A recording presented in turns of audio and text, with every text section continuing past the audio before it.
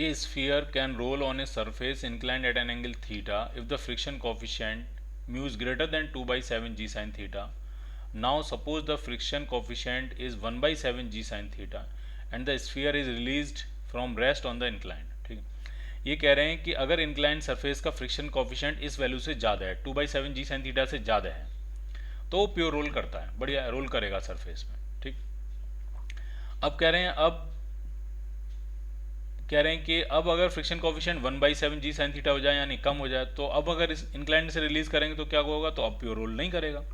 तो क्या करेगा, रोलिंग तो होगी, ट्रांसलेशन भी होगा, रोटेशन भी होगा, रोलिंग भी होगी, लेकिन v equal to omega R वाला कंसेप्ट नहीं चलेगा।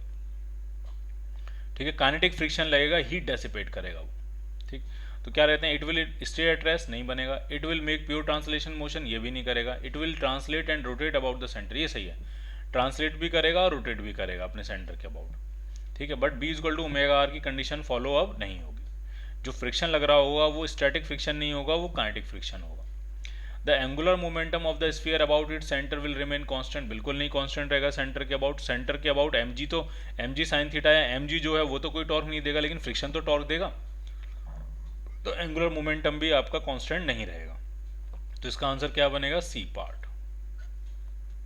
Clear. If a disk of mass m and radius r is reshaped into a ring of radius 2r, एक डिस्क थी मास m रेडियस r की, उसको हमने मेल्ट करके दोबारा से एक रिंग बना दी जिसकी रेडियस 2r है, मास तो सेम ही रहेगा। द रेडियस ऑफ गायरेशन पूछ रहे हैं कि कितने फैक्टर से बढ़ जाएगा, कम हो जाएगा, क्या हो जाएगा, कितने फैक्टर से बढ़ जाएगा, गोज अप लिखा है। ठीक है, तो जरा सेटल करते हैं। जब ये डिस्क थी तो इसका मोमेंट ऑफ इनर्शिया होगा एम आर स्क्वायर बाई 2, और वो होगा आपका m इंटू के स्क्वायर के डी का स्क्वायर, m से m कैंसिल आउट। तो डिस्क के केस में जो रेडियस ऑफ गायरेशन है वो थी r by root 2।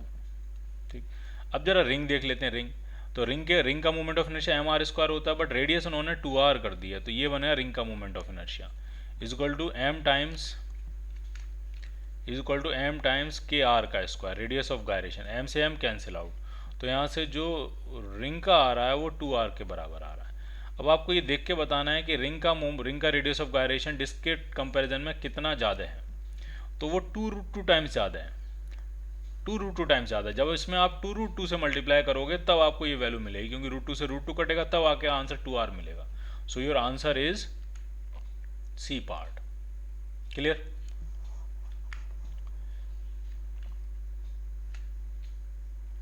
A disk of mass m radius r is rolling on a horizontal ground with linear velocity v, horizontal ground पे roll कर रही है, linear velocity v है। What is the angular momentum of the disk about an axis passing through bottommost point and perpendicular to the plane of the motion। ठीक है, bottommost point के about angular momentum पूछ रहे हैं। ठीक, तो draw कर लेते हैं इसको। ये मान लिया सरफेस है, ये मान लिया डिस्क है, और इसके बॉटम मोस्ट प्योर रोल कर रही है, और इसके बॉटम मोस्ट पॉइंट के अबाउट आपसे पूछा गया है एंगुलर मोमेंटम कितना होगा। तो प्योर रोलिंग के केस में ढंग से समझना है, प्योर रोलिंग के केस में ये जो पॉइंट होता है ये इंस्टेंटेनियस एक्सिस ऑफ रोटेशन होता है, और इसके अबाउट पूरी बॉडी प्योर रोटेशनल में होती है। ठीक है, वैसे अगर आप देखोगे सेंटर के अबाउट आप देखोगे तो सेंटर v वेलोसिटी से मूव कर रहा होगा और ये ओमेगा से घूम रहा होगा, बट इस पॉइंट के अबाउट ये पूरी की पूरी बॉडी प्योर रोटेशन में होती है, ओमेगा से घूम रही होगी। पहले भी हम ऐसा क्वेश्चन कर चुके हैं। तो एंगुलर मोमेंटम निकालने के लिए सिंपली हम क्या करेंगे, आई ओमेगा, आई इसके अबाउट कितना हो जाएगा, तो वो हो जाएगा M R square by 2 disc का अपने सेंटर के about plus M R square, parallel axis theorem लगाइए मैंने, समझ में आ गया होगा आपको। सेंटर के अबाउट होगा एम आर स्क्वायर बाई 2, फिर यहाँ से यहाँ आने में प्लस एम आर स्क्वायर कर देंगे। ठीक, इनटू ओमेगा, तो ये आपका आ गया 3/2 M R square omega. Pure rolling कर रही है तो v इक्वल टू होगा ओमेगा आर, तो ओमेगा बनेगा v बाई आर, तो ओमेगा की जगह डाल सकते हैं v बाई आर, एक आर से एक आर कैंसिल, तो आपका जो आंसर आया वो आया 3/2 M V R. So your answer is A part. ठीक, इस क्वेश्चन में रोलिंग लिखा है लेकिन यहाँ पे प्रॉपरली मेंशन होना चाहिए प्योर रोलिंग। ठीक, क्योंकि रोलिंग अगर लिखा है तो रोलिंग विदाउट स्लिपिंग भी होता है और रोलिंग विद स्लिपिंग भी होता है। तो यहाँ पे मेंशन होना चाहिए, थोड़ा वीक पॉइंट है यहाँ पे मेंशन होना चाहिए प्योर रोलिंग।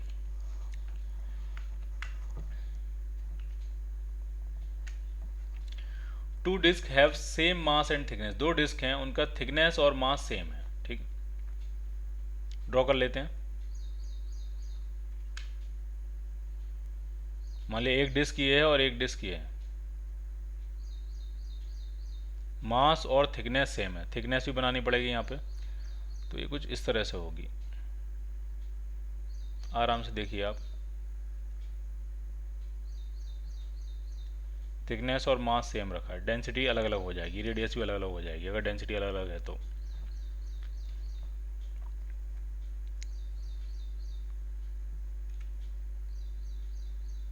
कुछ इस तरह से।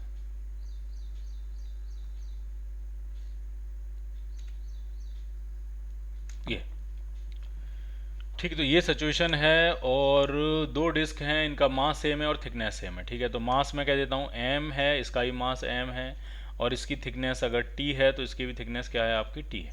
क्लियर? लेकिन इनकी डेंसिटी अलग अलग है, एक की डेंसिटी d1 है और एक की डेंसिटी d2 है। तो यहाँ ड्रॉ कर लेते हैं, एक की डेंसिटी मान लिया है d1 और इसकी डेंसिटी क्या है d2।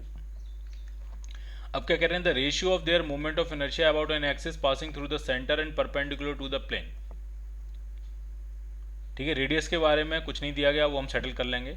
मूवमेंट ऑफ इनर्शिया का रेशियो पूछ रहे हैं, तो यहाँ समझिए, मैंने कहा कि पहले वाले की रेडियस मैंने कहा कि चलो r1 है और दूसरे वाले की रेडियस मैंने मान ली r2 है, और इसके सेंटर से पास होने वाली इसके प्लेन के परपेंडिकुलर एक्सिस के अबाउट मूवमेंट ऑफ इनर्शिया निकालना है। इस केस में I1 और इस केस में निकालेंगे हम I2 और उनका रेशियो निकालना है हमें, डेंसिटी के टर्म्स में निकालना है। ठीक है, तो देखिए कैसे करना है। जो मोमेंट ऑफ इनर्शिया होगा डिस्क का वो आपका होगा mr² अपॉन 2, यही होता है डिस्क का, इसके सेंटर से पास होने वाली एक्सिस और इसके प्लेन के perpendicular mr² upon 2।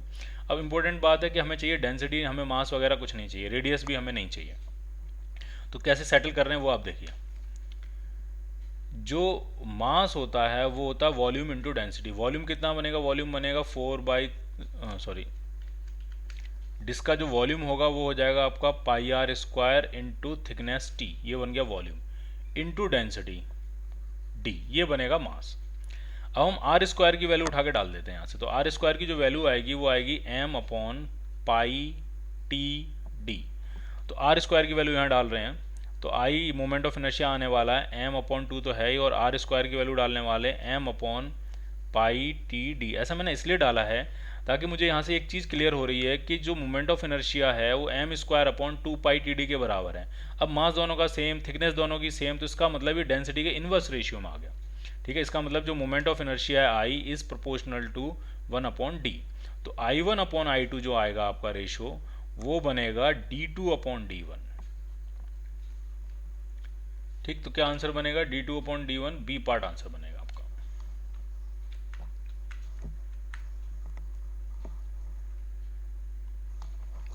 A ball rolls without slipping. The radius of gyration of the ball about an axis passing through its center of mass is k1 k।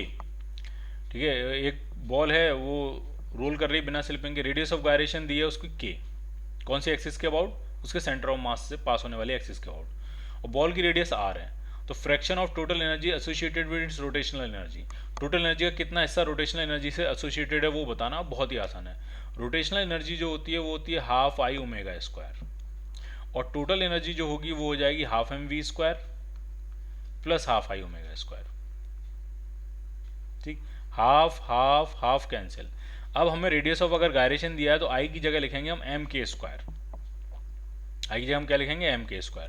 ठीक है, तो वैल्यू डालते हैं, I की जगह लिखेंगे हम mk² omega square upon v² की जगह लिख सकते हैं v equal to r omega, pure rolling कर रहा है तो ये बनेगा आपका r² omega square, plus I की जगह हम क्या लिखेंगे mk² और फिर ये ओमेगा स्क्वायर। तो यहाँ से अच्छी बात ये है कि m और m कैंसिल आउट हो गया, और ओमेगा स्क्वायर और ओमेगा स्क्वायर कैंसिल आउट हो गया। तो जो फाइनल रेशियो आ रहा है वो आपका आ रहा है k² upon r² plus k²। So your answer is k² upon r² plus k², answer is A part. Clear?